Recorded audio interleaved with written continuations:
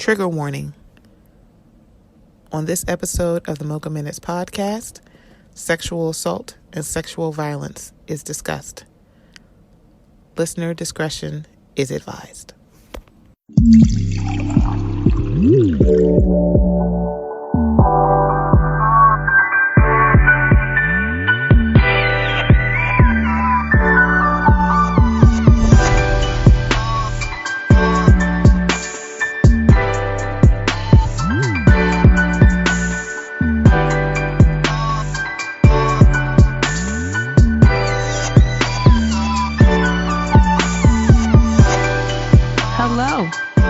To the Mocha Minutes podcast. I'm Stephanie. Thank you so much for joining me. You can find the Mocha Minutes podcast on Apple Podcasts, Stitcher Radio, Google Play, TuneIn, Castbox, iHeartRadio, and Spotify. Find us on any of those platforms or wherever else you catch your podcast. Also, still soliciting for ratings and reviews. If you would be so inclined, please leave us some 5 stars. Leave us some reviews. Would greatly appreciate it. Also, you can find me on Instagram, Facebook, and Twitter at Mocha Minutes on all 3 of those platforms. If you want to shoot me an email, give me some feedback. Other than on those 3 places, you can email me at mochaminutes@gmail.com.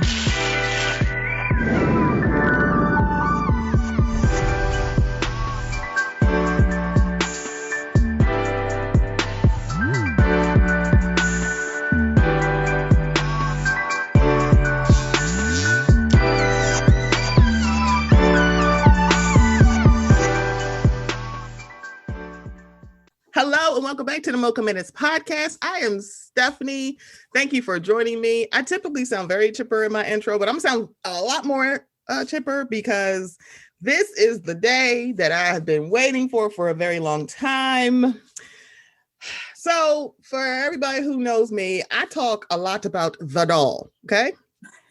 Because if it wasn't for her, Erica De Niro, Rodney the Voice, I think I would have lost my line in the last 7.5, hell, I hope longer than a year. Because I'm sitting here like, I'm crazy. I'm the crazy one here. I'm like, I missed it.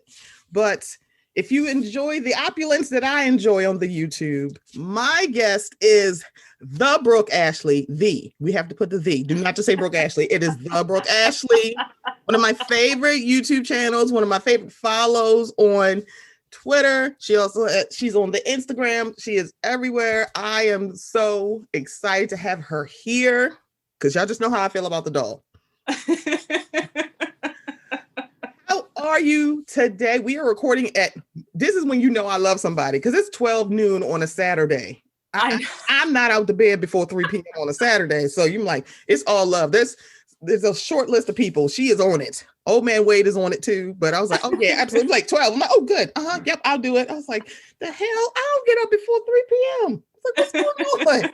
And I'm saying get up, like because it's like, when you're like your body's used to waking up early in the morning during the week. You get up, yes. And then it's like you maybe like putz around and then take a mid-morning nap, and then you're like, oh, I'm finally going to start my day at 3. That's how I feel. How are you this afternoon? Thank you so much for being here. I am so excited to be here with you. Thank you so much for having me. I am doing fantastic.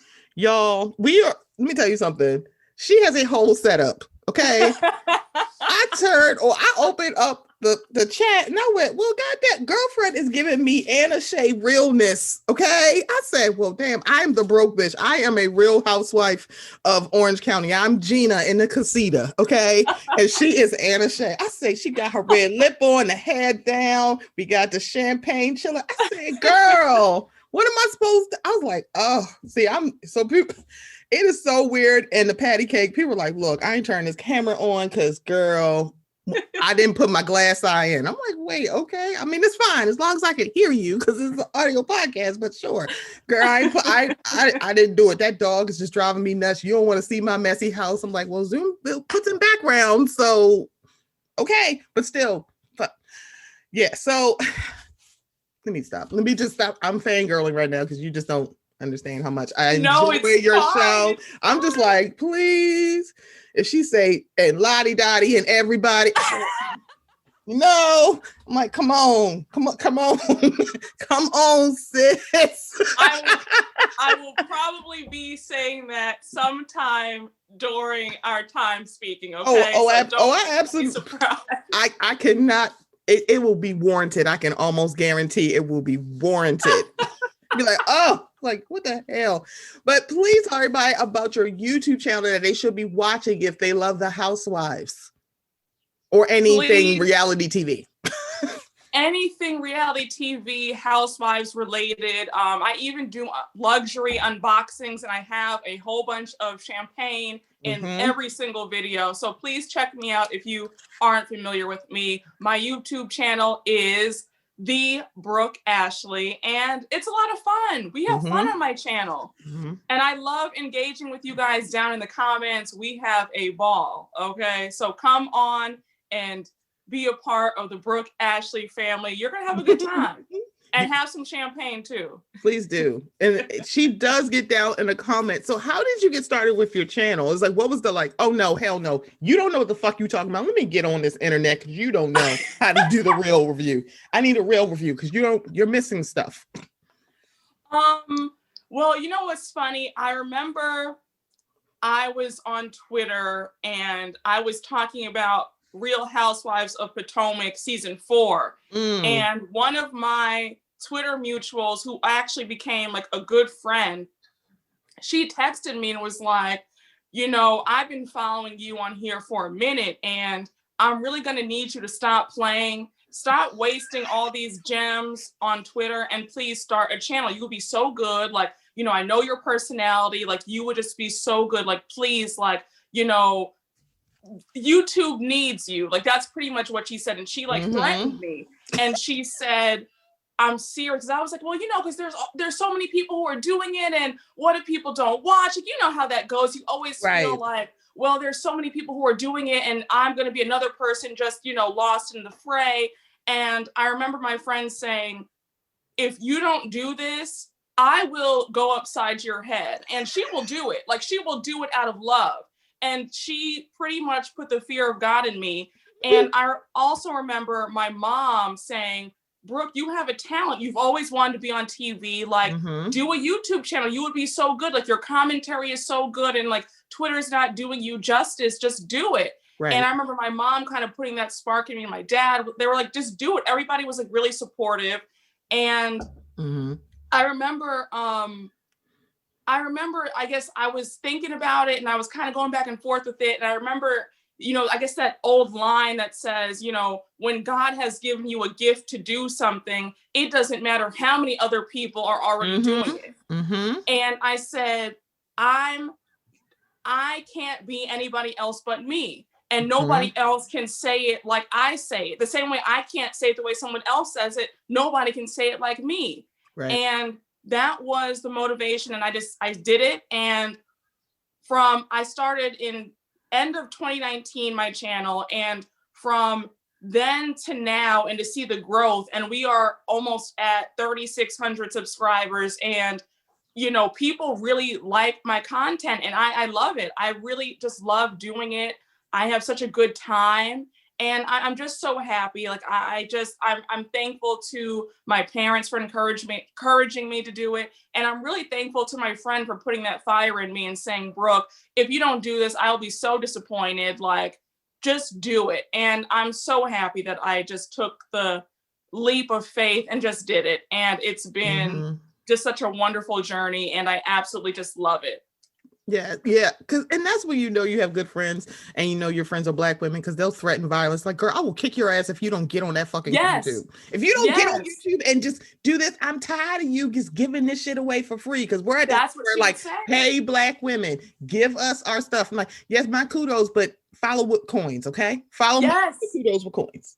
Yeah, she was like, you know, instead of, you know, you're getting hundreds of people retweeting you about your takes on the Housewives series, all of them, because I mean, I watched all of them. And she would say, you know, you get so much engagement. She said, you have a pretty big follower count. At the time I started my YouTube channel, I had like 10,000 followers. And now I have almost 16,000 followers. But she was like, you have a big enough platform where you can start the channel. Like, stop stalling, stop being afraid, like, come on, do it. And it's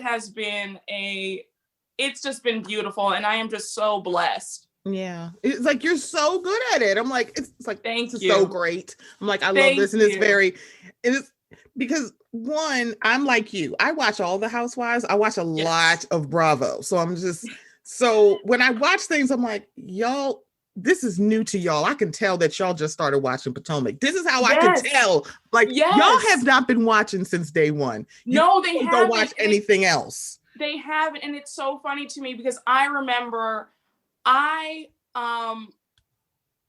was one of the first people to really watch Potomac from like, I mean, I remember tweeting about season 1 and nobody was watching it. They were just like, no, I'm not watching it. No, once Atlanta goes off, I do not watch Potomac. Those ladies are boring. They seem boring. Everybody said they were boring first season. It's boring. And also it's too many light-skinned women on there. I'm like, but when the colorism conversation, when you said it on your channel during last season about the colorism, I'm like, thank you. I'm not going crazy. I'm not going crazy. And I'm like, y'all didn't watch from day one when the whispers was Potomac was the light-skinned franchise because they had all these light-skinned women and Charisse.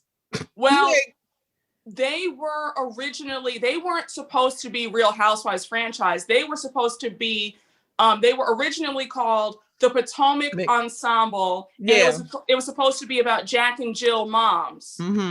And then when Jack and Jill got word of them going on the show, Jack and Jill said, absolutely not. You better not go on this show. And so the whole production said, okay, we're going to change it to Real Housewives franchise. Because that's what Charisse was saying. She was like, everybody's talking about them women don't live in Potomac. She's like, I couldn't find anybody in Potomac to film for me.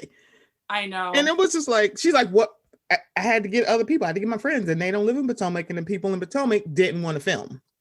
So it's like, I know. It's like, what y'all want her to do? And it was like, it was centered around Charisse. So every time I hear it, I'm like, y'all do realize this was centered around her. Like Atlanta was centered around Nene Leakes, and Potomac was centered around Charisse. Well, you know what's really funny? Atlanta was actually supposed to be centered around Sheree.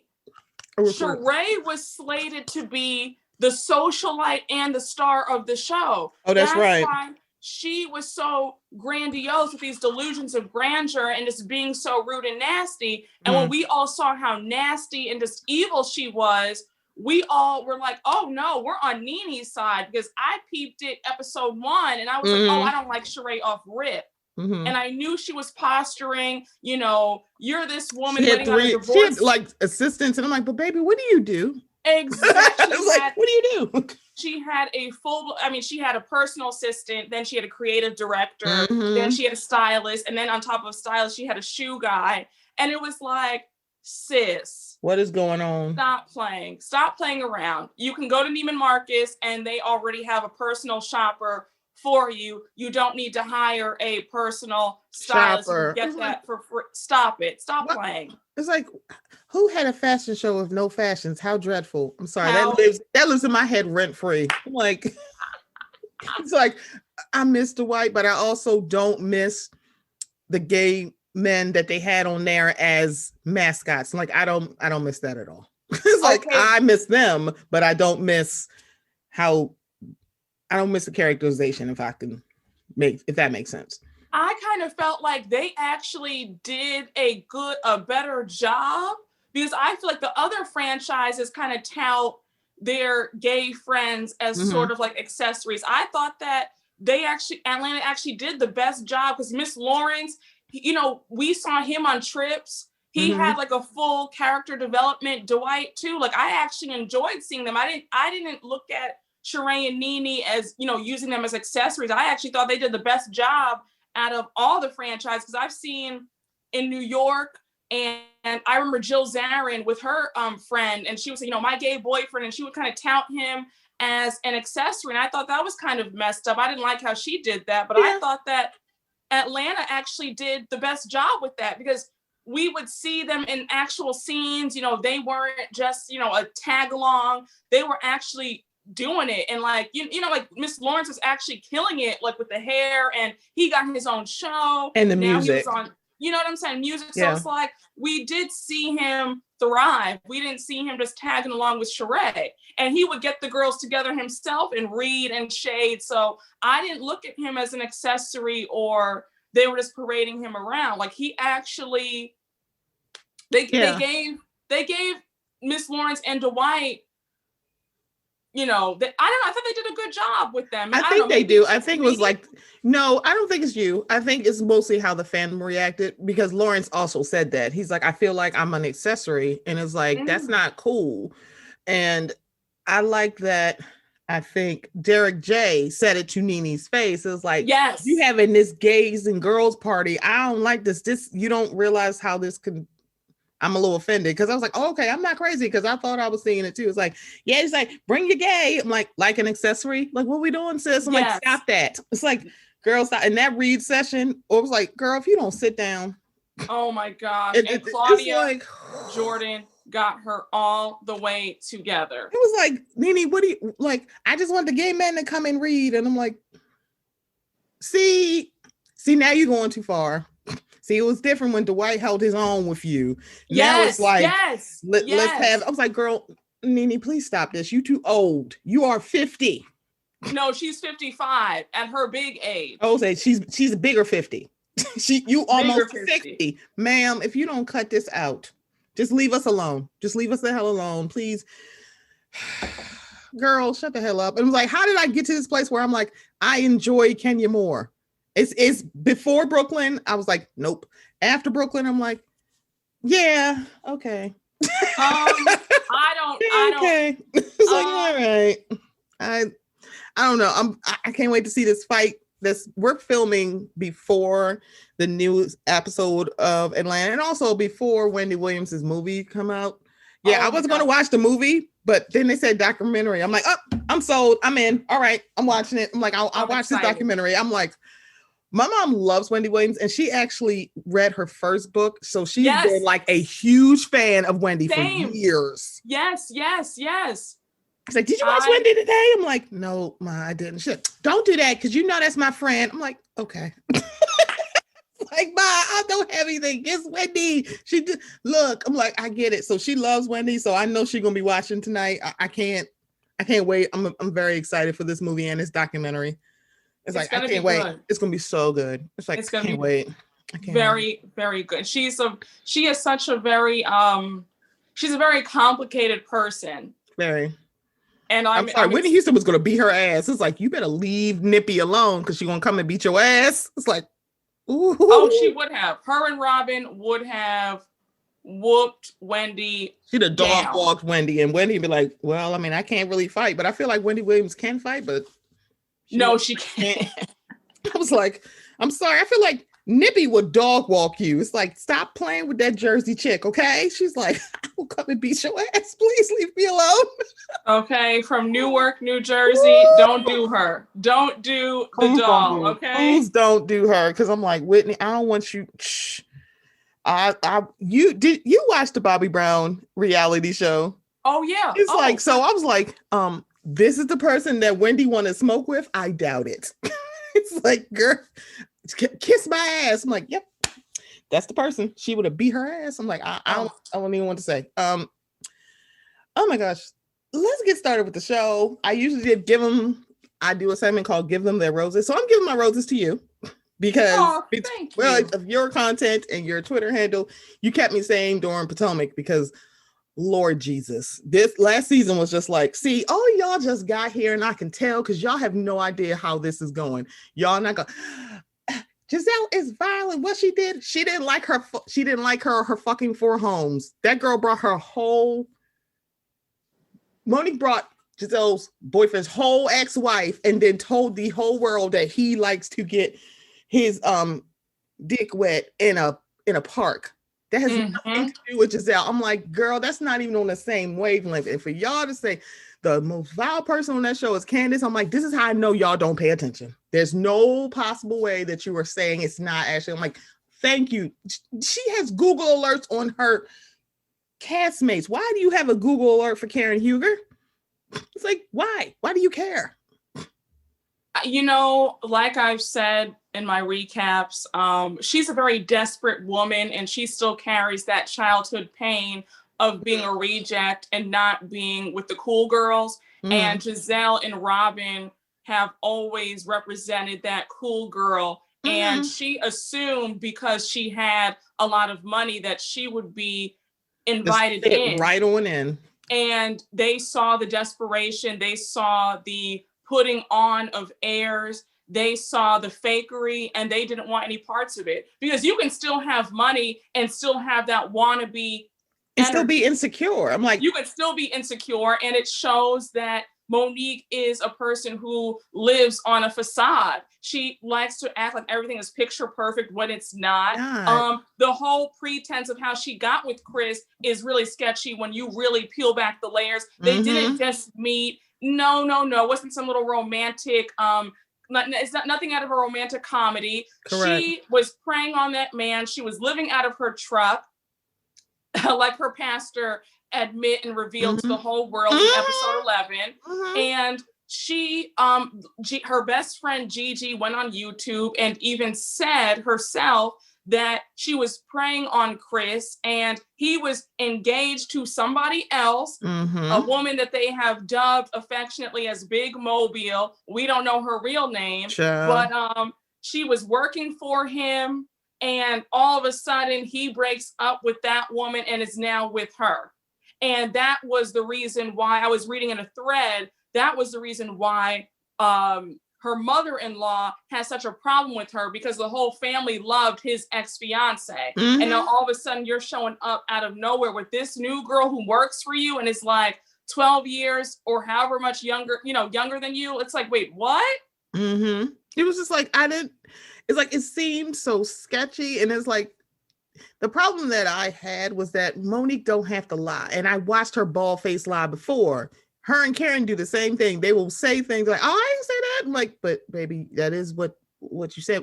Karen, I'm glad your weights have upgraded, but I need you to upgrade your lies. It's like, girl, please do not bald face lie to me and then say, "Oh, I didn't say that." Well, what I meant was, but that ain't what you said. Words mean things, and you actually flat out said this. And I'm like, Monique, you're too pretty to be like this desperate for these two light-skinned women to like you. It's like, it's very high school, it's very middle school. And the thing about it is, the person that clocked that real easy was Charisse. She's like, why are you only want to be around me to get ahead? And I'm like Charisse been in Potomac way too long. It's like, Giselle was married to Jamal Bryant. I'm like, this is when you don't really know. You only basing on what people have told you. Like, baby, she has seen a lot. And everybody know about Jamal Bryant. So that tea was stale as fuck. We don't care. Girl, we know about Jamal Bryant. But literally, it's like, we don't care. And that Zoom, I was like, see, y'all, this is how he got to be the Bishop Jamal Bryant in one of the biggest AME churches on the East Coast, just by watching him. And it's like, y'all can do all this, like, oh my God, New Birth need to get rid of him. You do realize he is the pastor of New Birth because Eddie Long died, not because they removed him. He died as senior pastor. I need y'all to stop that. I'm like, please, y'all know, like, too many of your friends are Black and churchy to not know this. I'm like, girl, y'all need to stop. And it's like, you act like he don't know people. You act like he actually don't know your pastor. I'm pretty sure he does. Jamal Bryant know a lot of people. Well, he does. He said that he's even spoken with her pastor, and they've had conversation. I just think the whole thing is it's crazy. And it was really telling to see how many people were against Candace. And it's like, the fact that you were actively choosing to side with wrong, that's sad, because we can all see it. Candace was not wrong in the matter. And if you knew about a rumor for over 2 years, then why were you still trying to be friends with Giselle and Robin if they were the ones spreading it? Why were you still trying to be friends with Charisse if they were all sitting on this rumor and supposedly spreading it around for 2 years? You make no sense. That means that this happened in season 3. So right. You sound absolutely ridiculous. Just say that your plan of being friends with them backfired and you were jealous and upset that Candace, whatever you want to call Candace, at the end of the day, she has won over Giselle and Robin's respect. They respect her and they like her. And I also think that people sort of have a problem with Black women or Black people in general who didn't have to get it out of the mud, because it's a lot more, I guess, palatable for people to, because a lot of people, I guess, and this is no shade, but it seems like they see Monique as a fairy tale story because they feel, oh, you know, she was the alleged side piece who became the wife. And you know, and I think that's easier for some people to see versus a woman who grew up with money, well-to-do. It's like we talk about like Black generational wealth and what we want, and the person who actually has generational wealth, may it be one generation or two, depending on who you ask, she has it. And you're like, no, she ain't really Black. She a white woman because she ain't. I'm like, I'm sorry. Why do all Black women have to struggle to show her worth? It's exactly. Like, that is like, y'all, all of y'all kids that's on this show, y'all are going to grow up to be y'all kids are going to be Candace, because they're going to come from privilege. I'm like, where are y'all getting this from? Exactly. Like, it's just so sad. It's like our community, you know, it's like people talk about it in theory. Oh yeah, the goal is to have your kids living well. And then when you actually see somebody who did grow up well, now you're jealous and now you're upset and now you can't stand the person. Yeah, you upset. It's like, make it make sense. Make it make sense. And I just remember for the remainder of the season, you guys noticed that I did not live tweet the show. I said, I'm just going to put it on YouTube. I was not live tweeting. You sure did. On Twitter.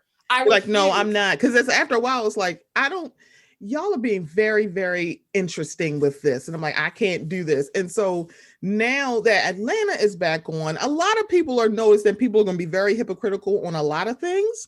Oh, of course. And it's going to put Portia on the Summer Jam screen, because somebody brought up that season where they went on a trip and that dude was very, very aggressive with Kenya. She had him removed. And then at the reunion, Portia was like, well, you shouldn't have been provoking him and this, that, and the third. And Kenny was like, wait a minute, hold up.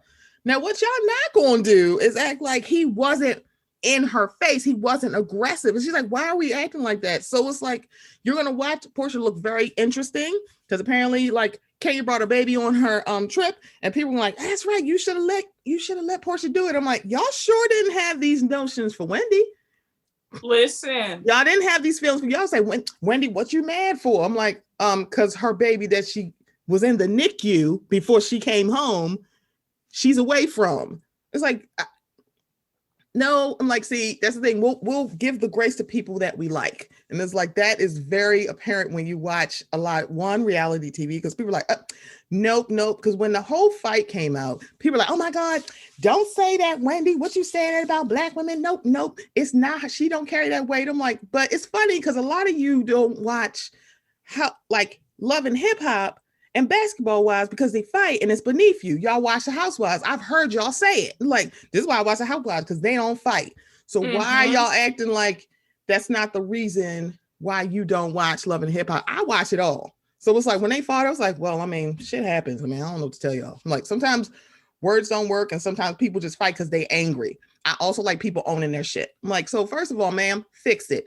Just say you mad. You had over a year to actually just talk to her, not during October or November of 2019. You had a whole 2020. You ain't said shit to her.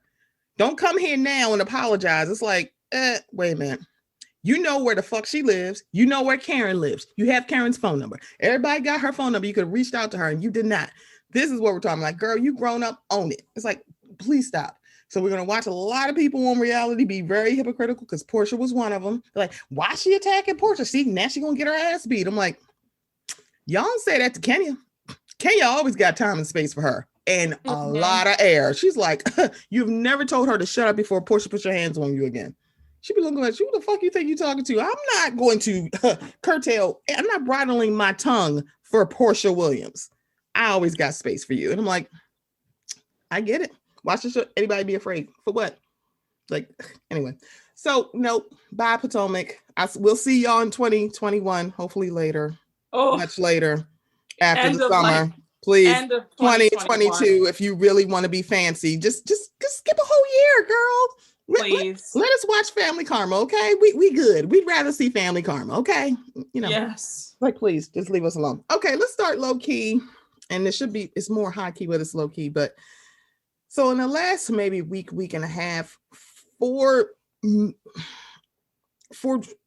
deaths should not be shocking in a way, but it's shocking to hear of who I'm about to say. So it started with Hank Aaron, and I was like, wow. I'm like, one, I was like, he was 86, which is young and old at the same time when you really think about how not removed we are from segregation. It's like, people don't realize how, because they show a lot of pictures in black and white, we think it's like a long time ago.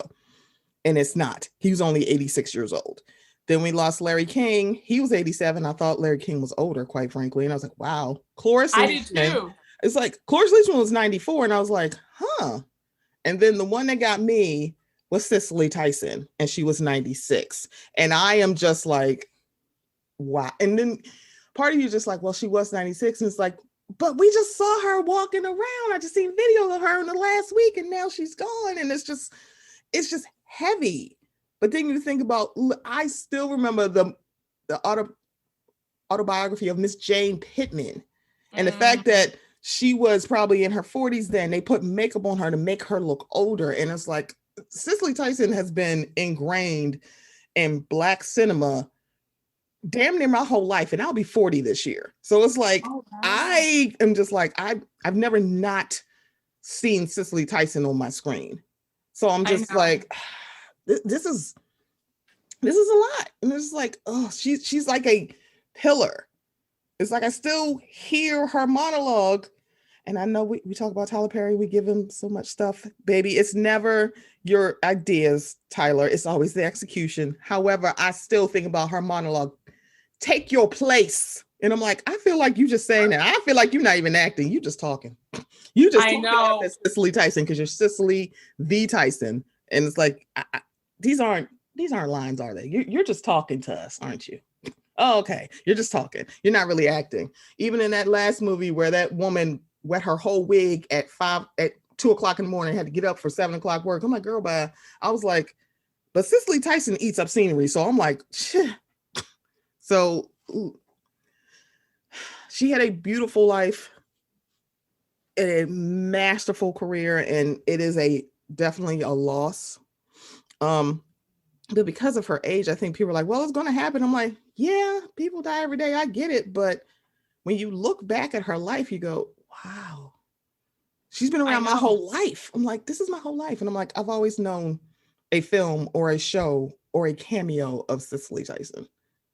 Mm-hmm. It's just, and she had such a fabulous career to be working for over 60 years. And I was reading that she was in over like 100 movies and 2 Emmy Awards and a Tony and an honorary Academy Award. Like she is iconic. Like just it's so crazy. It just feels like all of our greats are like leaving this earth, and it's like, who do we have left? I mean, I know we still have Stevie Wonder, we still have Patti LaBelle, and I'm wrapping her in bubble wrap. I swear. I'm like, get in the bubble wrap, get in the bubble, Patty, because I can't do this. It's really crazy when you like, wow, like Michael's gone, and please don't get me started about Whitney Houston, because I just sob every single time. Like my throat gets closed up every time I think about it. Prince is gone. Aretha's gone. I mean, it's like, oh my freaking goodness. Like, what is going on? And they were supposed to still be here with us. They were only 49 and 51, and Prince wasn't. I mean, come on. They were in their 50s. I'm just like, this is crazy, because you think this, like, because you've watched them basically your whole life, you think they're so much older, and they're like, wait, they were how old? Like, it still trips me out. I think it was like around the election when I was talking to my mom, and I was like, Lil Wayne is younger than me. And she said, wait, what? I'm like, yeah, he's a year younger than me. And I was like, that's because he started when he was a kid. That's why I'm like, why do I feel like, because it's like you watch people for so long, you're like, oh, they must be older. I'm like, me and Beyonce were born in the same year. I'm actually, it's like, it's so weird when I'm like, I've been watching them my whole life. And it's like, you're right. I'm like, our Titans are just going. And then you're like, who do we have to Replace them with, well, it will be no one with the last name of Harris. We'll get to them later. Oh, I have my notes. It's like, and I'm like, we have greats and there are people who are potential to be great.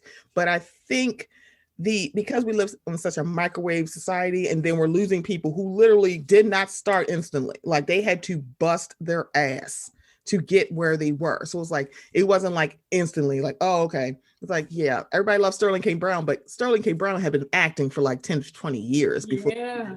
saw him. We're like, oh, I remember him. I'm like, who's he? I'm like, oh, he played this little bit part. Even Denzel Washington. I'm like, they didn't start out like at the top, debuted in a Marvel movie, and now we know him. Like, no, but yeah, no, it's not microwave anymore. It's like, people that's grinding is like, it's strength in the struggle, but also there will not be another Cecily Tyson. I'm like, we have Viola Davis. However, she and Cecily are not the same, nor should they be. It's like, we're not just plugging and playing another black great by another black great. I'm like, they can be two different people. Because Meryl Streep is the black Viola Davis, okay? I'm so mean to her. I'm so mean. Okay, so let's get started on some stories. So Caitlin Bristow used to be on The Bachelor. This is my first season watching The Bachelor, actually watching it, and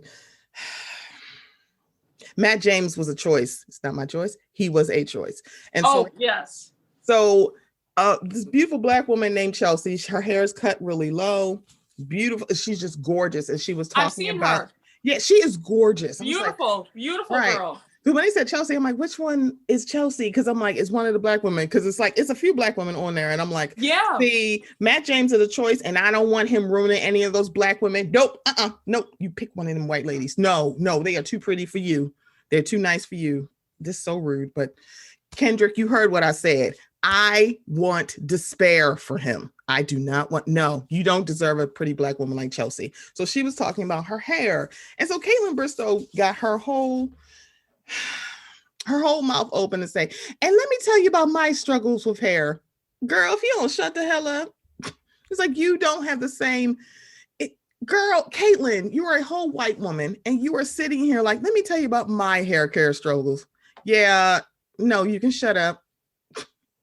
It's like, you can be quiet. Like, are you kidding me? Like constant like foot and mouth syndrome. Like, I just don't understand why we as black women can't ever just share our stories without someone else jumping into the fray and injecting themselves. And then they want to apologize, or, you know, now they're upset that their feelings are hurt because people have called them out on their insensitivity. It's so annoying. Right. It's like insecurity does not have a skin tone. However, you don't know what it's like to be a black woman and being told that if you wear your hair a certain way, it's aggressive or it's not professional or it's unkempt if you have your natural hair. I'm like, this is how my hair actually looks. Me not having long hair. And if you choose to wear long hair, I wear crochet braids. I've been wearing them all year. I'm like, yeah, but I still like my hair, but also I like how versatile my hair is as a black woman. So to watch white women go, I can only listen to you if I can put myself in your shoes. I'm like, baby, you will never know what it's like to be the descendants of property who are now humans. You don't know what that's like. And I need you to just be quiet. You can just sit there and listen. You can sit there and eat your salt and pepper to taste meal, whatever the fuck that you're eating, and leave us the hell alone. It's like, you please leave. Caitlin, be quiet. I'm like, I don't even know who you are. And I'm like, yeah.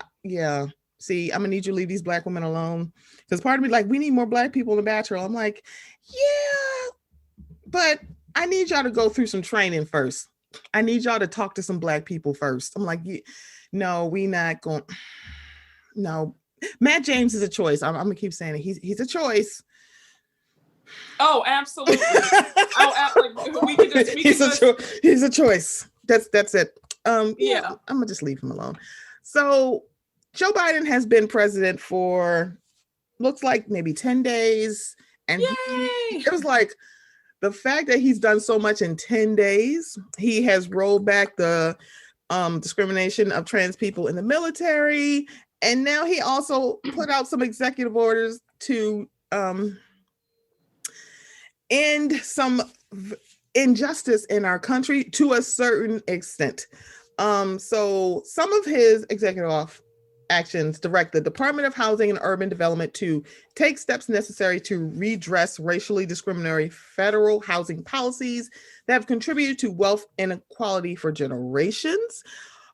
He also is ending the Justice Department's use of private prisons, recommit the federal government to tribal sovereignty, and take steps to combat discrimination against Asian Americans and Pacific Islanders that has intensified during the corona pandemic, because y'all's little president got up on the television and called it the China virus and the China flu. And it was like, what are you doing? It's like, this is ridiculous. So evil. And it's like, so evil. You're watching him do all these things. I'm like, it's been 10 days. And it's like the first 100 days is like, for everybody who's a poli-sci nerd, like my buddy Brandon, the first 100 days people pay attention to. So he has 90 more days for us to look at what he's doing. He's already talking about he wants people to put masks. He put in an executive orders that you had to wear masks in public places, in airports, in gas stations, in stores. I'm like, why should somebody have to tell y'all not to be pieces of shit? It's like, why does somebody we have to do mandates? People are like, oh my God, why are you making people do this? I'm like, you do realize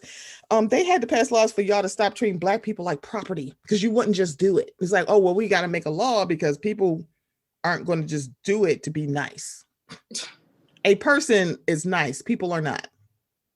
So it's like, but all of this is like, he's undoing a lot of stuff. They're like, wait, he did that? I'm like, yes, he did.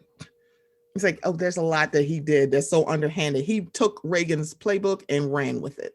Like, because I remember when he first got elected, I do reference my mom a lot because I ask her a lot of stuff because, she's at a point where she remembers Ronald Reagan as a president.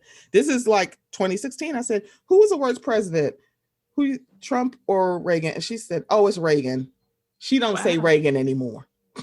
This was like really in 2016 because it's like, Reagan is horrible, because a lot of Reaganomics we were still dealing with in 2016. I'm like, and he was president in the 80s, the 1980s. It's like, girl.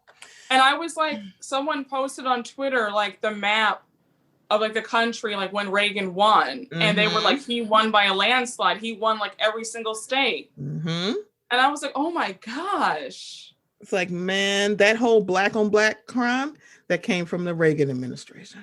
Oh, it's like, he's gonna burn in hell. He's gonna like, burn in they're hell. like, so this is why every time the governor of my state, Larry Hogan, parts his lips to say anything, I'm like, you wrote in Ronald Reagan, Lawrence. You don't get to talk. You don't get to speak. You wrote in Ronald Reagan. Like, that, of all people to write in Ronald Reagan, like, as much damage as he's done to the Black community that you claim to care about, you wrote in Ronald Reagan. Oh, somebody need to slap your face. Like, what were you thinking? That piece of anyway. So mid-key, so a young CEO from Philadelphia decided to start his business to help with the COVID vaccine distribution. Then homeboy took some in his little backpack and left. I saw that story. I said, what did they talk about? And then they, like, everybody sending clips to them being interviewed for Good Morning America. I'm like, oh, hell. They're like, oh, yeah, we wanted to start. So he started a business called Philly Fighting COVID. It was a startup. There are no medical professionals in this, but they wanted to help. So homeboy is 23 years old. He had students helping to administer the vaccine. You had 80 or 90-year-old people outside trying to get in because they overbooked appointments at this clinic, and they are crying because they're 80 and 90 years old trying to get in because they went to the website to do an appointment. And then you have him, it's like, what is— And he was injecting them himself too. Yeah, I was like, wait, why are you letting kids do this? I'm like, I have somewhat of a clinical background, but you still will not see me administering no vaccines. It's like, what is, it's like, one, at the time, they didn't order a lot of vaccines. And now, again, during his 10 days, Joe Biden has requested more of the doses for the vaccine because they were actually trying to be chintzy with it before, because President 45 did not care about anybody. We've been saying it for like 6 years. He does not care about anybody. He only cares about winning. That's all. He cares nothing about people. So to watch this young man, and I can't even understand. There are literally people going, they've been in their homes. They're scared to leave their homes because they're like, I'm at a certain age or I'm immunocompromised. Because that was the other thing. Like, you're an old person, you're definitely going to get COVID. So don't leave your house. It's like, okay. They weren't seeing their grandchildren, their children. People have lost loved ones and they're like, I can't even like mourn them because I can't leave the house because I don't feel safe. And here you hear this 23-year-old piece of shit actually taking doses home and not even helping people, or better, overbooking. And now it's like, I'm sorry, when is he getting in jail? Yeah, they said that I was reading the article and they were saying that they're going to determine if he's going to face any like criminal action. So they don't know if they're going to press charges against him. I feel like he should face some sort of consequence for this. I don't think that he should walk off scot-free. Like, I think that, no, they've charged so many Black people on really petty and stupid stuff. Yep. They need to charge his behind, and he needs to do some jail time or do something, because I don't think that that's right. Yeah, at all. It's like Khalif Browder was put in jail for a backpack. The girl that sold Nancy Pelosi's laptop, yeah, she's still, y'all, she's not in jail right now. It's like, that's a political figure. That is literally a felony, and she's not in jail. Khalif Browder stole a backpack, allegedly. Girl, it's like, you're going to see a lot of these stories of people just preying on people because of fear. It's like, well, there's a fear around it because, one, you don't know what COVID's going to do to your body. You could be like, if you're asymptomatic, great. If you have mild symptoms, great. However, if you're like, I think it was Scarface who had renal failure because of COVID. I'm like, what the hell? It's like, what? There are people who just died. People who have asthma and they just died. Like, well, it really was the asthma. I'm like, yeah, but COVID actually aggravated their asthma.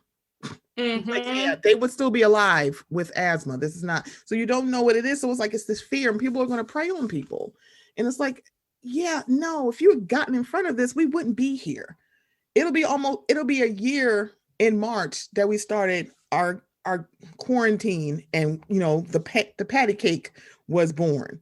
Other countries who had COVID are back to normal. Australia is back to normal. Yes, they're already, concerts, going out without a mask. They're good. Yeah, it's like, but now we're like watching people like, you derails, that could have been us if y'all had just got your shit together. But you didn't, and now you get.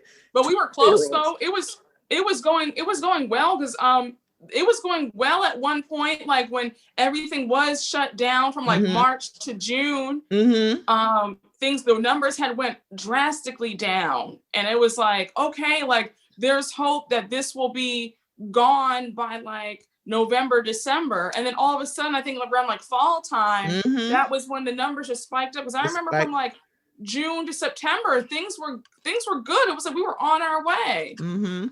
Now, if we stick on this plan, because a lot of people went from, they were like, oh, okay, so we 25% capacity, we can go up to 50 now because numbers are getting better. And then Memorial Day, no, let's see, Labor Day is in September. Labor Day happened, the holidays happened, and it was like, oh my God, what are we gonna do? I'm like, stay y'all asses home.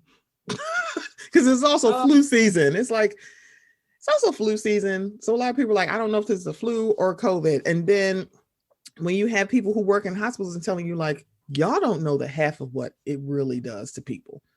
It's and like you're at hospitals where like they have 100% capacity and they can't. Yeah. It's like, don't come here for COVID. It's like, we don't have a bed for you. I'm sorry. We don't have it. It's like, yeah, because people are still sick. People still have heart attacks. There are still car accidents. There are still people giving birth. It's like, it's still life around COVID. So I'm like, we don't have COVID hospitals. I'm sorry. We just don't. We don't have pandemic hospitals. So it's just, y'all need to go to hell. Stay, if you're not, stay home. Stop like, oh, these are my civil rights and I can do. You do not want to talk to any Black people about civil rights. You want to shut up. I'm like, please stop acting. It's like, please go to hell. Go to eternal hell. Okay? Go there. Please. Speaking of somebody who can go to eternal hell, Chad Wheeler is a former Seattle Seahawk who has been removed from the team because he decided to beat his girlfriend, choked her till she was unconscious. And then when she woke up, he said, "Oh, you're still alive." She had to run in the bathroom, call 911. People heard her screaming. She called 911 and family. He broke into the bathroom and beat her senseless again. Everyone has seen the video. Everybody's seen the photos. And he's been removed from the team because of obvious reasons. So then there's a lot of chatter about how we're talking about Chad Wheeler. They're like, nope, let's talk like how y'all deal with Ray Rice. I'm like, ma'am, sir, there was a video.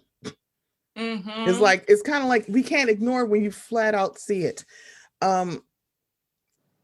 We have a Greg Hardy. They picked his ass right back up after he got dropped from Carolina. So y'all can miss me with this. So this is the Seahawks statement about Chad Wheeler, who was an offensive tackle. I'm like, y'all didn't know who the fuck Chad Wheeler was last week, unless you were a Seahawk fan. If you're a Seahawk fan, you probably knew who he was. If you weren't, it's like, oh, well, who the hell is he? The Seahawks are saddened by the details emerging against Chad Wheeler and strongly condemn this act of domestic violence. Our thoughts and support are with the victim. Chad is a free agent and no longer with the team. If you are experiencing domestic violence, call the National Domestic Violence Hotline or go to thehotline.org.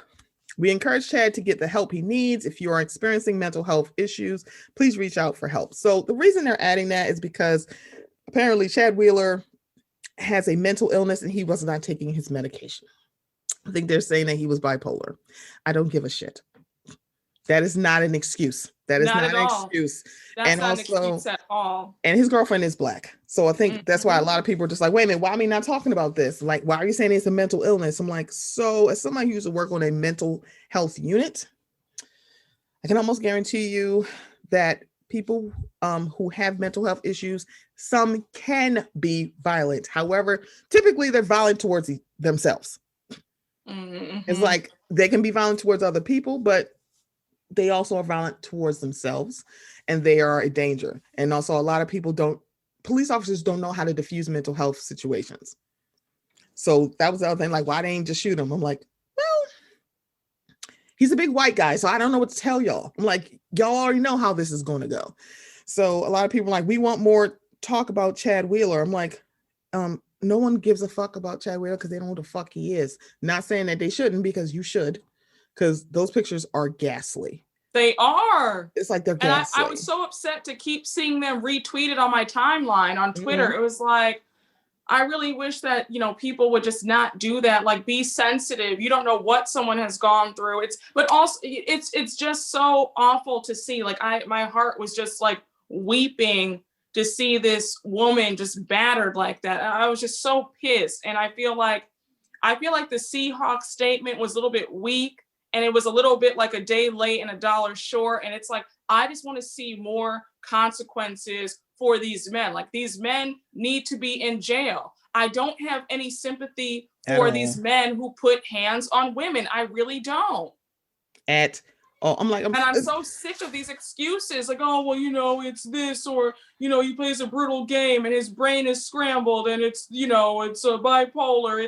It's like, I'm going to need these folks to enroll and get some serious help, because I just don't have the bandwidth or the sympathy for men who put their hands on women at all. I'm like, I'm never going to go, oh my God, well, he has a mental illness. I'm like, baby, then you should be taking your medicine. And it's like, if I have to say this because a lot of people if you think this is the first time he's put his hands on her, I have a farm out in Wyoming with a rapper who samples R&B music to sell you. Like, that's not the first time he's put his hands on her. It's probably been the worst time. And it's like, it's like everybody's like, oh my God, we got to feel sorry for him. No, we don't. don't feel sorry for him at all.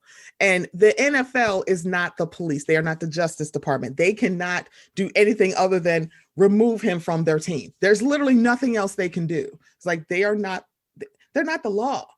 They're not a judge. They're not a jury. They're not a police officer. Like, okay, well, he's off our team. I mean, we did our part. He should be in fucking jail.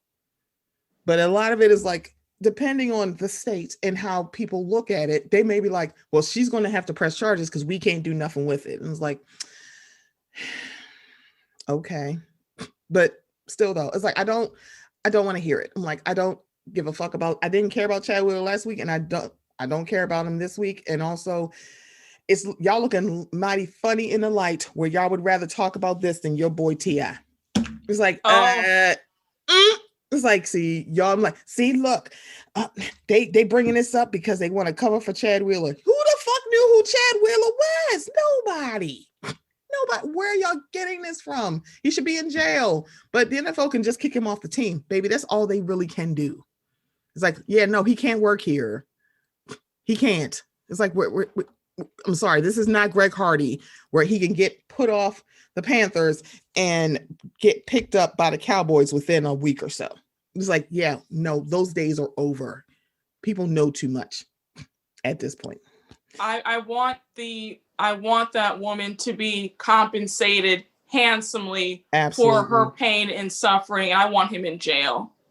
Can I tell you, it was funny, like, because, you know, with Wondery doing all those podcasts with different stories, I vaguely knew about the story about Ray Caruth.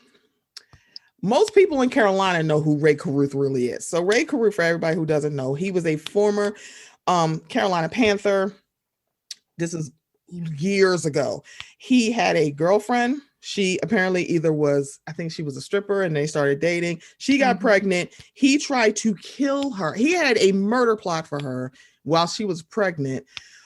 Shot her. She ended up dying, but the baby now has physical and mental disabilities.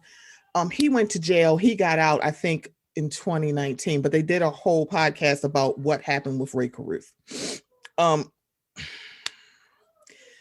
Yeah, the days of, hey, he had got his girlfriend killed, we can't keep him on the team. And on top of that, when he got out of jail, he wanted a relationship with his son.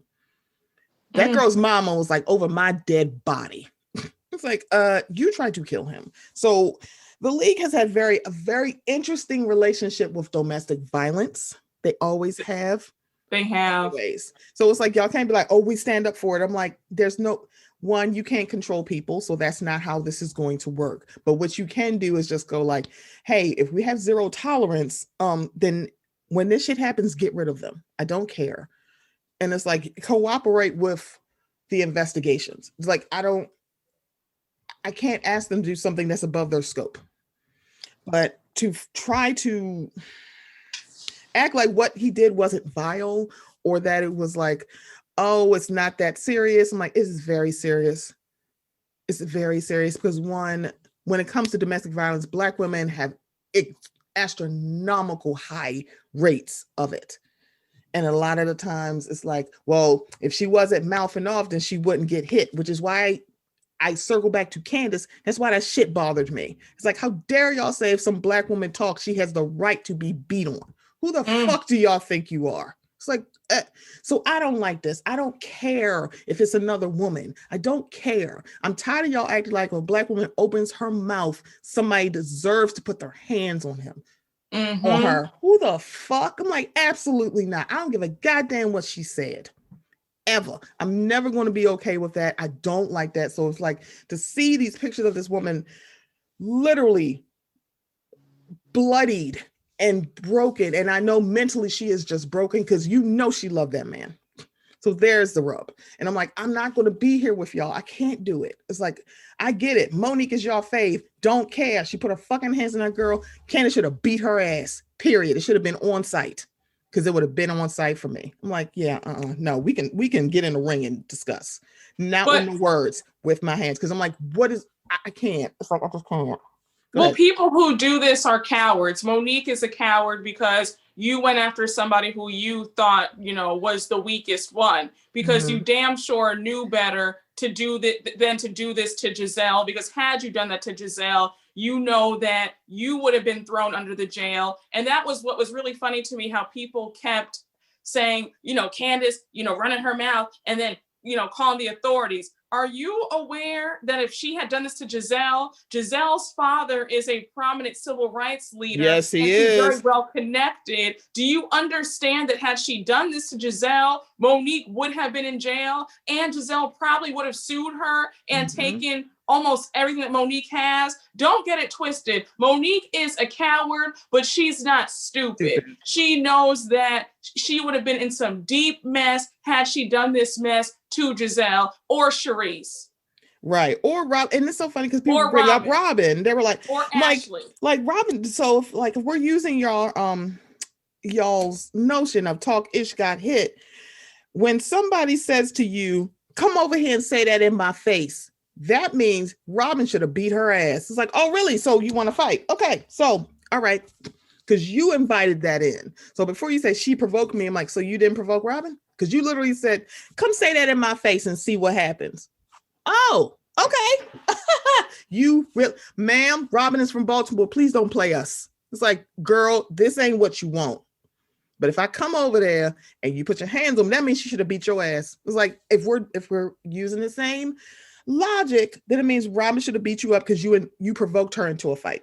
But that would have been happening. They were like, oh, well, Robin, you should have controlled yourself. So when they had the colorism discussion, and I think when I hear people discuss it, I was like, everybody's missing the mark. And I get why they missed the mark. Because for colorism, Black men and Black women, it affects us differently. But I will say colorism is always a benefit for light-skinned people and a detriment to darker-skinned Black people. Of course. It has always been a detriment. It's like there's no thing in this for us to be like, oh, okay, it helps us. So when I heard people talking about the colorism, and of course the main person said, oh, it was no colorism, was Monique.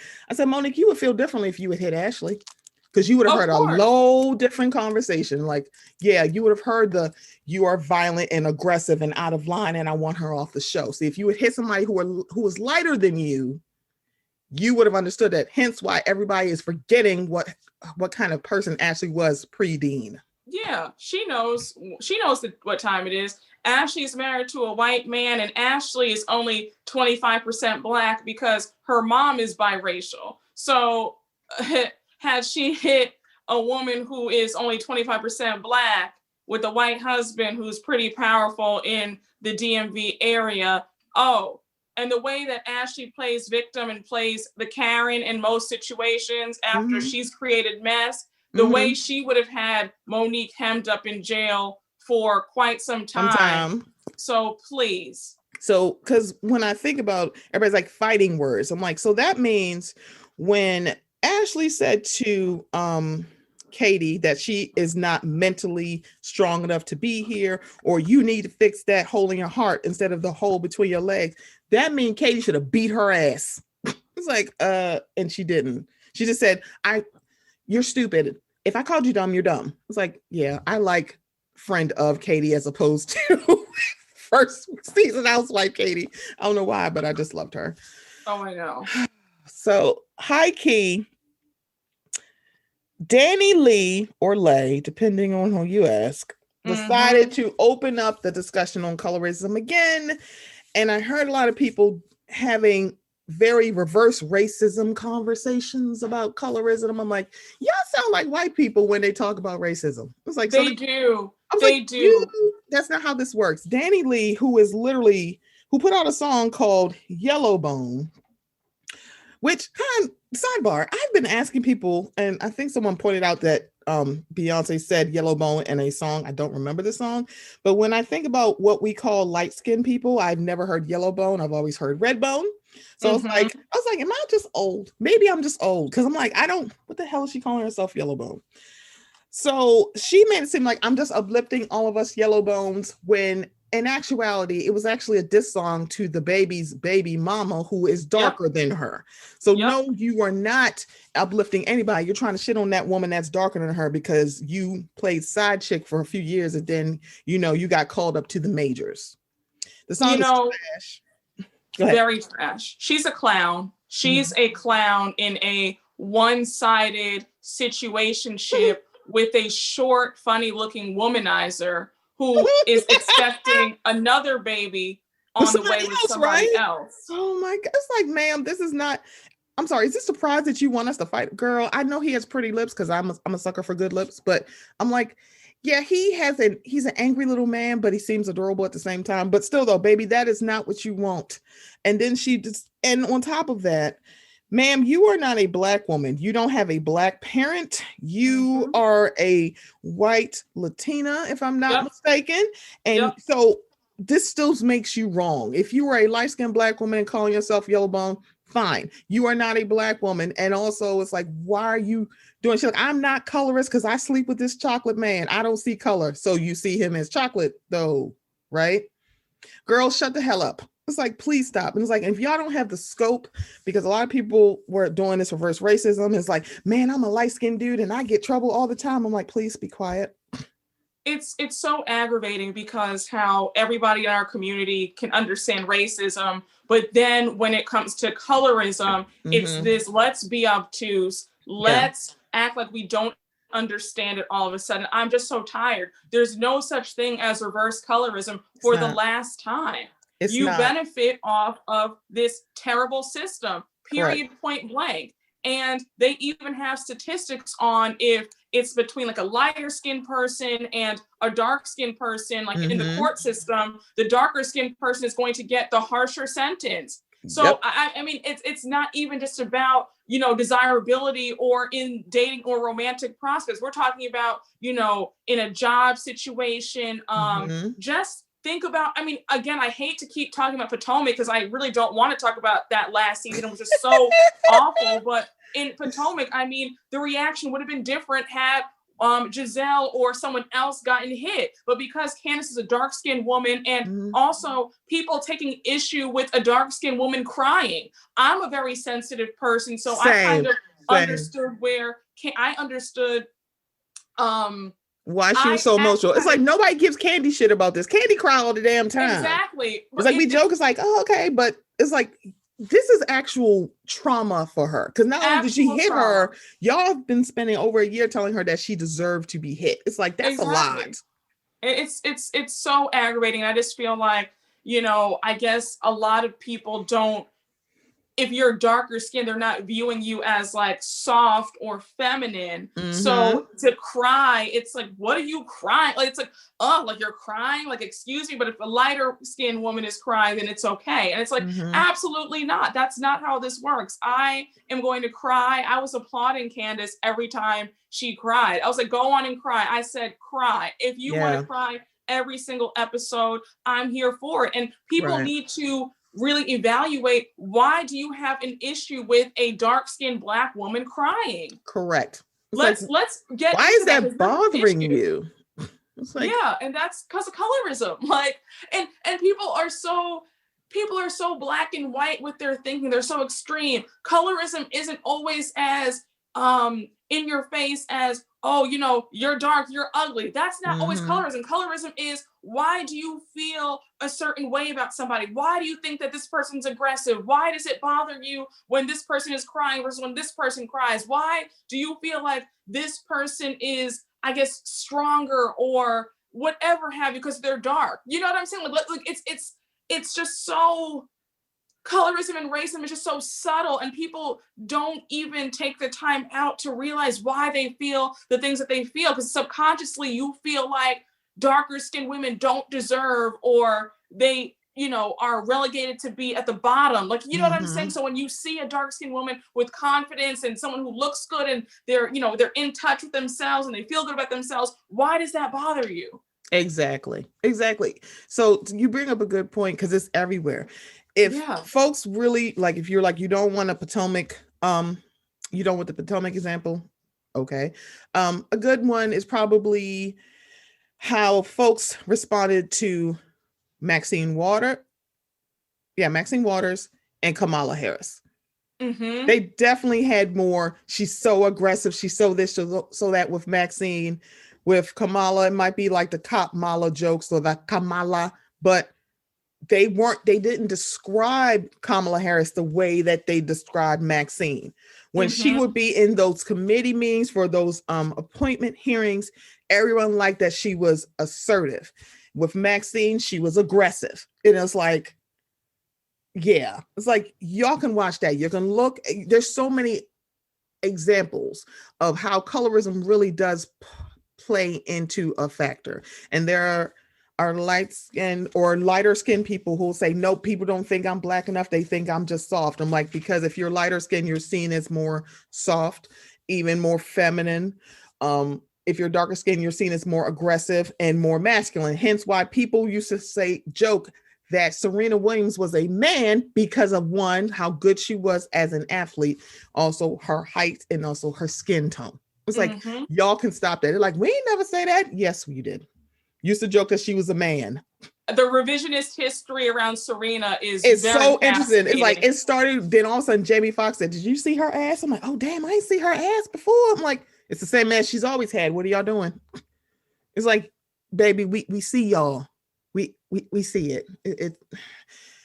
Dani Leigh can go to hell. It's like, Dani Leigh is so full of shit. And the bad part about it is when we talk about colorism, when we talk about black women being so comfortable to be shitty to darker skinned black women, is like, when you talk about it, people are just like, I don't know how these women got here. Y'all brought them here.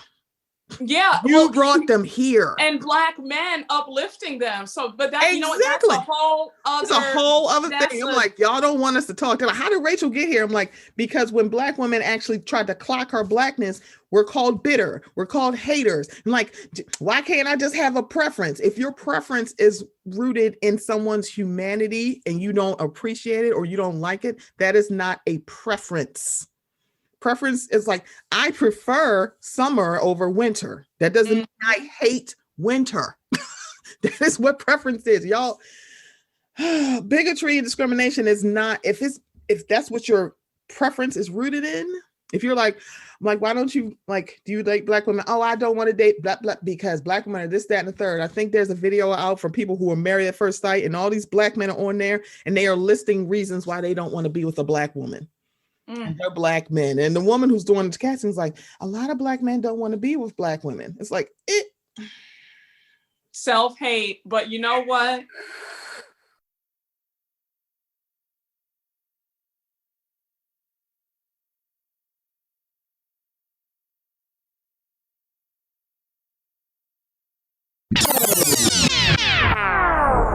Hey, everybody. Just want to step in here to let everybody know everything we are about to discuss is alleged. None of it is fact. Everything, again, we are discussing is alleged. Okay, back to the show.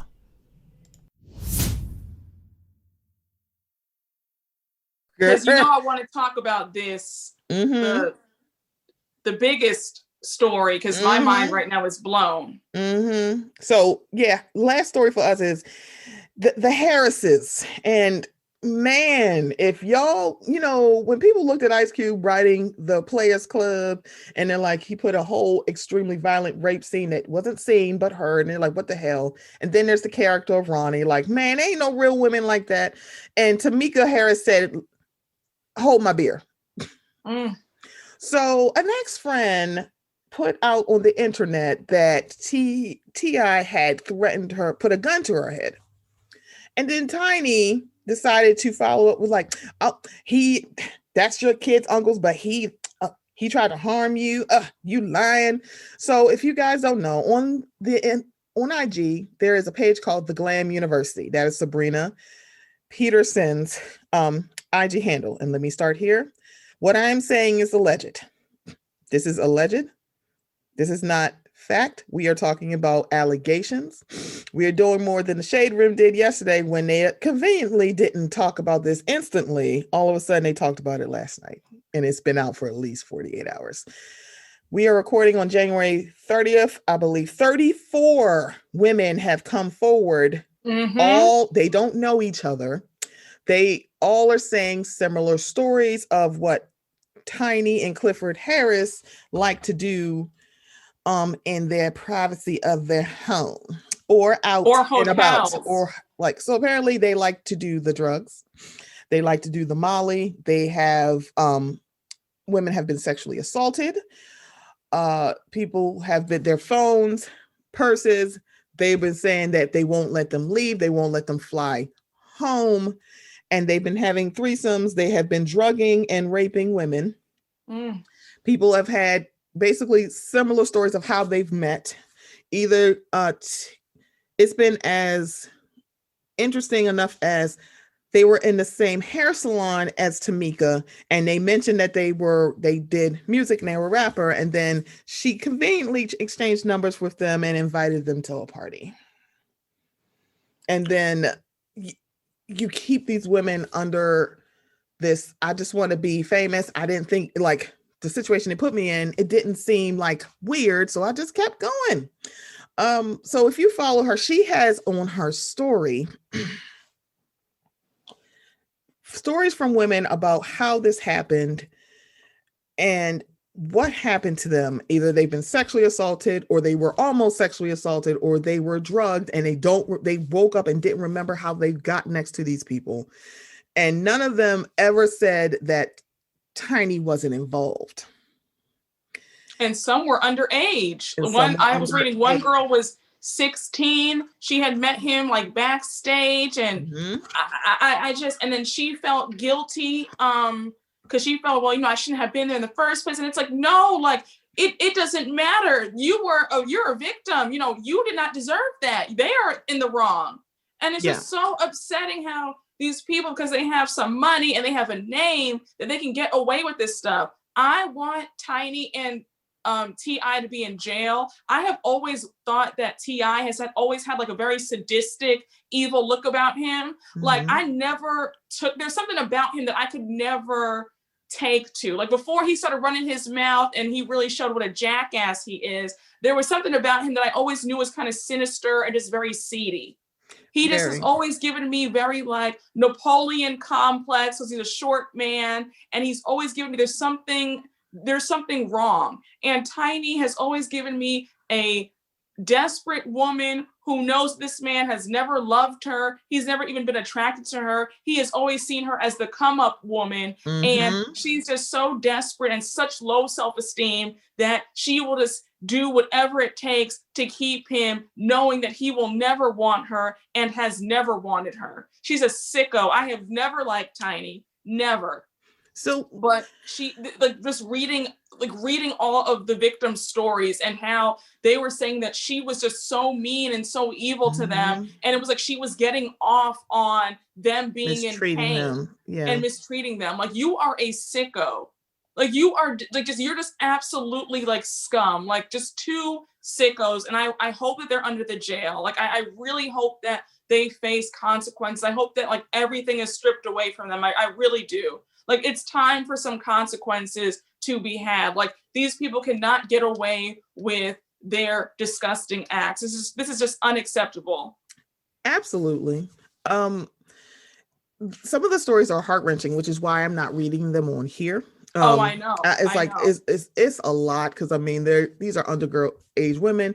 They threaten to cancel plane tickets. They put guns to people's heads. They put people in closets. And by the way, some of the women, as Brooke stated, some of them were the same age of the young woman that he checked her hymen before she went to the gynecologist. And it's like, this is when you know that something is really wrong with him. Or he was like talking about like making sure it's not thought police. I'm like, girl, have you lost your mind? And then let's add in Shekinah, who showed her whole stupid ass last summer talking about why y'all messing up the stores and I'm trying to shop. Girl, fuck you.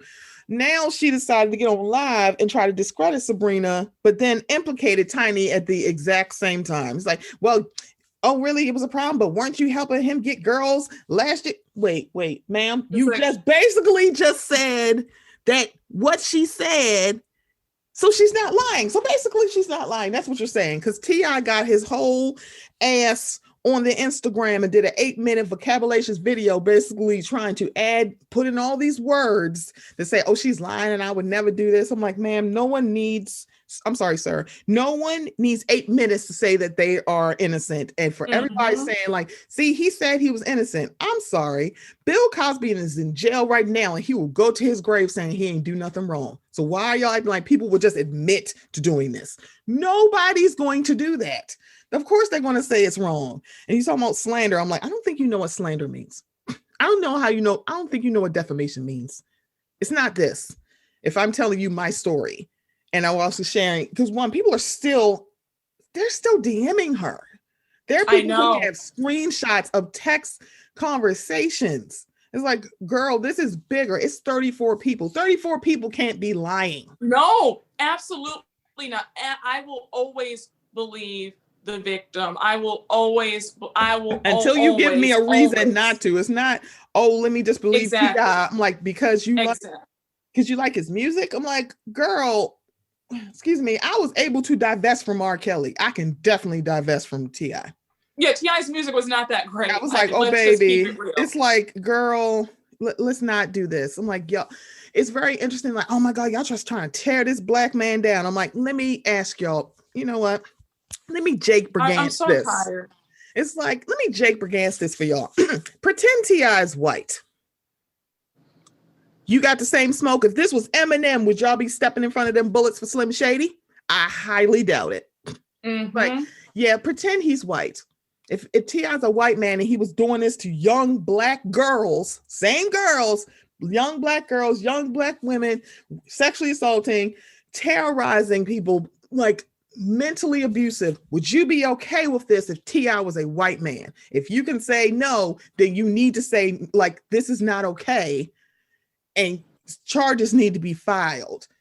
It's like, I can't do this with y'all. It's like, no, baby, please don't do this. It's like, you can, I'm not telling you not to listen to his music, girl. We're not talking about music at this point, because T.I. has no problem getting his ass in front of a camera saying, I am a big staple in the black community. Excuse me, I should be in the trap museum. No, you shouldn't.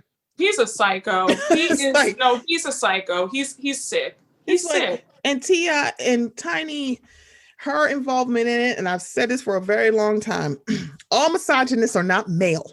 Yeah. Women. A lot of women. T.I. don't seem like a girl's girl. I don't care how many times she hang out with a whole bunch of women. And I will say this, it's about to be a reckoning with Kandi Burruss. I was thinking that. Everybody is making that connection, like, what? If it turns out to be true that Phaedra was right, oh my! Because Phaedra is alleged.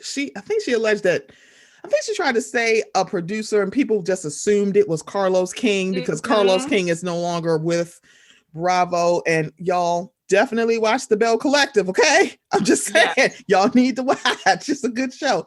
I review it too. Yeah, she does. Oh, the Bell. I was like, yes, the Bell Collective is so good, because y'all can definitely see a difference in Atlanta when Carlos King was there and to when he's not. It's totally different. If y'all really have been watching since day one, it's totally different than when Carlos was there. That's neither here nor there. But everybody's making a connection to that rumor and how Kandi responded to, I'll do this, I'll drug women, and I'll do this, because it was mostly Kandi, but she kind of alluded to Todd being involved too. So it's a couple thing. And then people like Kandi's reaction and the fact that as of this recording, you have not heard a word from Kandi about this. I know. You have Grammys with Tiny. There's no possible way you can be silent for too long. You can't. You were an escape with Tiny. You have gotten Grammys for writing with Tiny. Y'all wrote No Scrubs, okay? You did a lot of heavy lifting on Destiny's Child. The writing is on the wall. Ma'am, there's no possible way you can't say nothing. And the fact that she has been very silent speaks a lot of volumes. But if she is silent by next week, it is going to be a big thing. They're like, oh yeah, so they're going to want Kandi to say something. She's your friend.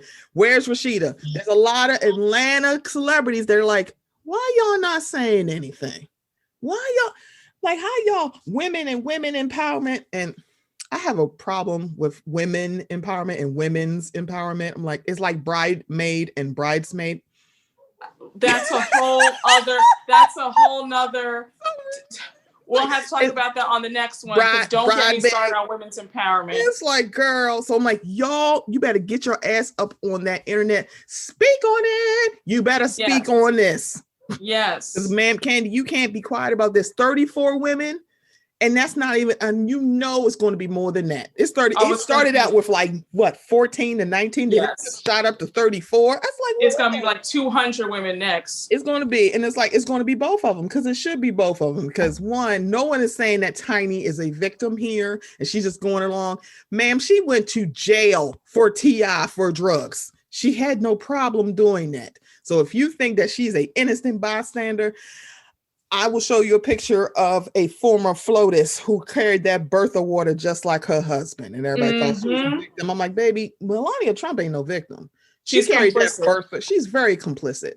And I'm like, I'm not talking about, let's lock black people up. I'm like, nope, let's get predators off the street. You need to defund and divest from being a rich, allegedly rich celebrity, that you get to just take advantage of young women who are just like, oh my God, you're T.I. and I've grown up on your music. Oh my God, you're Tiny and I was an Escape fan and I like your music. Yeah, you don't get to use your status to abuse and take advantage of women. And the fact that Sabrina's putting herself out there, they're like, you doing it for clout. What clout does any woman, any person who talks about sexual assault, what clout do they get?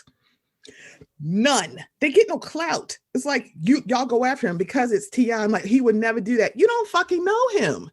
You know his music. You don't know him, but this man also sold drugs. So why are y'all acting like y'all know him so well? It's like, this is going to be a mess. It's going to be a mess for a very long time. And it's just sad, and it's just for those young women who are like, because a lot of them they're doing fake pages to tell people or telling their friends stories, because they're like, I don't want people to find out where they are. So it's like the fact that they still have to feel like they can't even show their whole face, or they still have to remain anonymous, just details. They may not be lying, y'all. And it's like, please. So if we were like this, give people benefit of the doubt, give victims the benefit of the doubt until they give you a reason not to. Exactly. Nobody comes forward with this if ain't some truth to it. And if everybody who's like, man, people who give false rape allegations, so the percentage of people who actually are lying is literally 2 to 10%. Yep. And then all the sexual assaults that happen, a lot of people don't even bring it forward. And also, if you're an SVU watcher like I am, you do know that if the state doesn't have enough evidence, or they don't think they're going to win, they're not even going to bring your shit to trial. And you could actually be sexually assaulted. And they're like, well, I mean, it's too inconsequential. There's too many things here, and we don't think we're going to win. So we're going to do a plea deal, or we're not even going to bring it to trial. It's way too much. It made too much red tape, too many hoops you got to jump through to actually like people hear that, hey, I've been sexually assaulted. I've been wronged. But then you can still not get justice. It's like, what justice is there to get?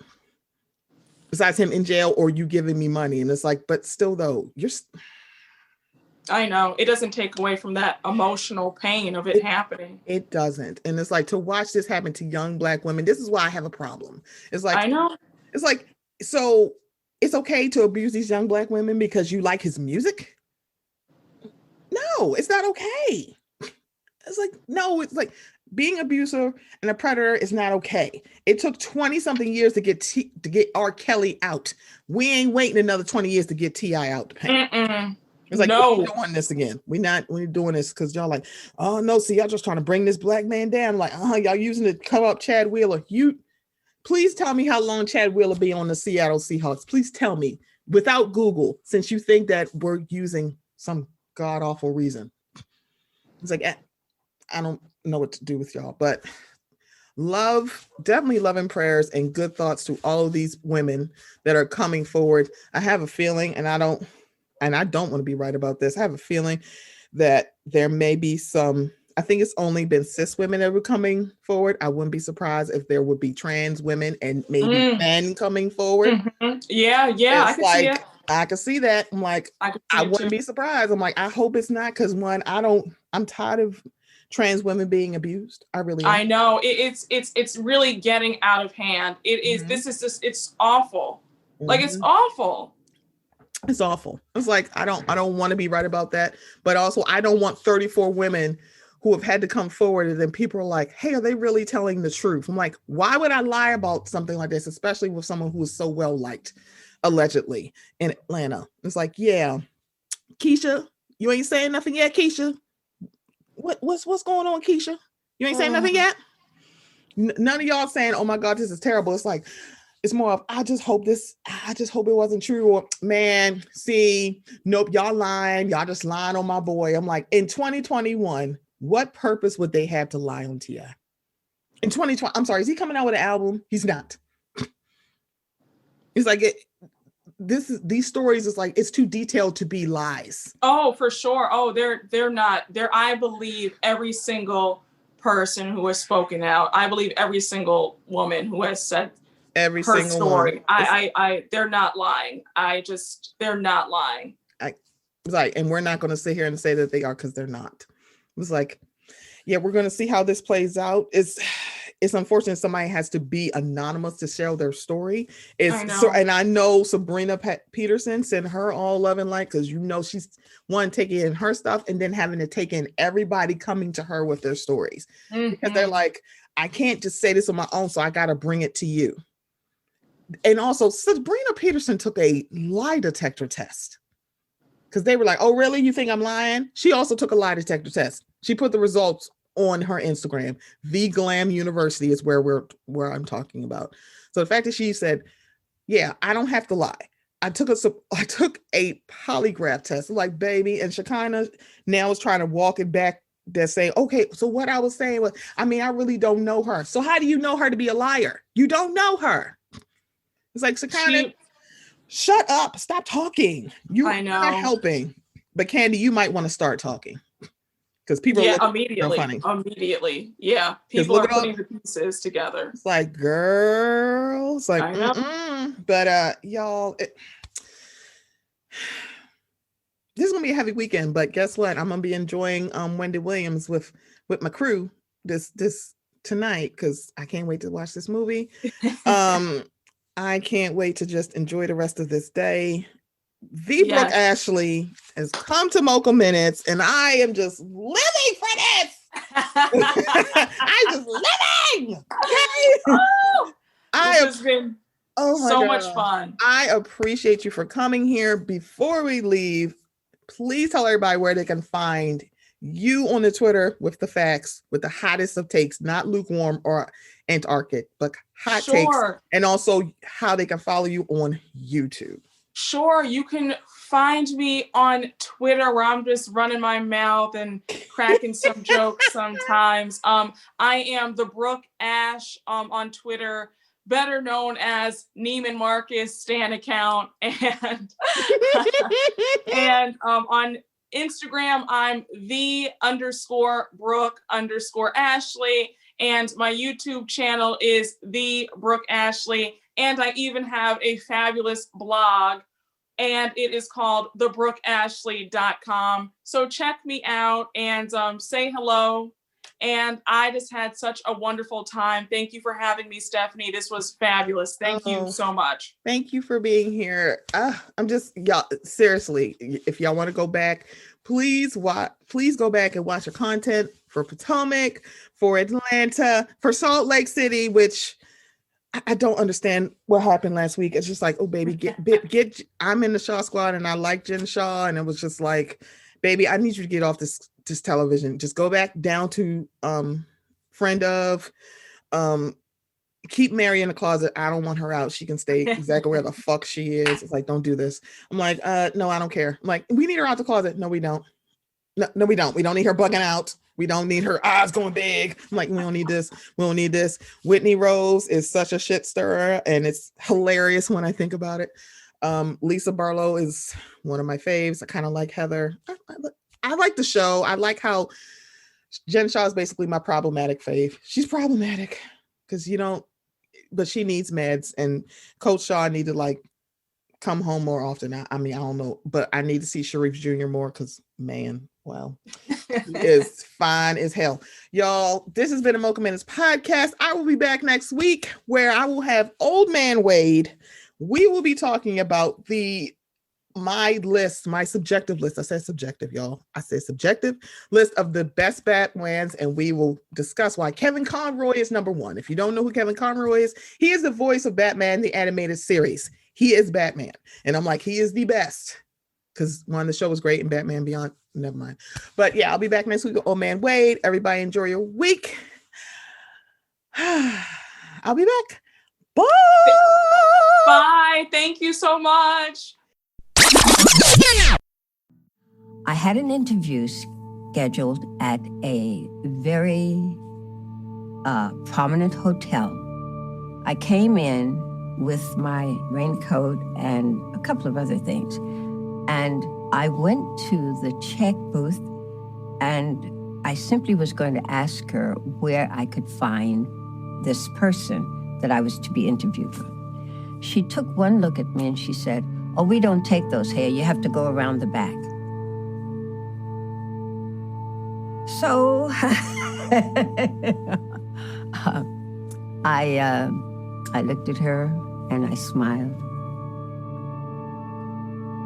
And I said, "Excuse me, but I was not going to ask you to take my coat and check it, which is your job. I simply was going to ask you for direction. But I will take this moment to let you know, just in case you don't, that every one of us that look like me are not all in a position of servitude. I don't look for anything or ask for anything other than to be treated like a human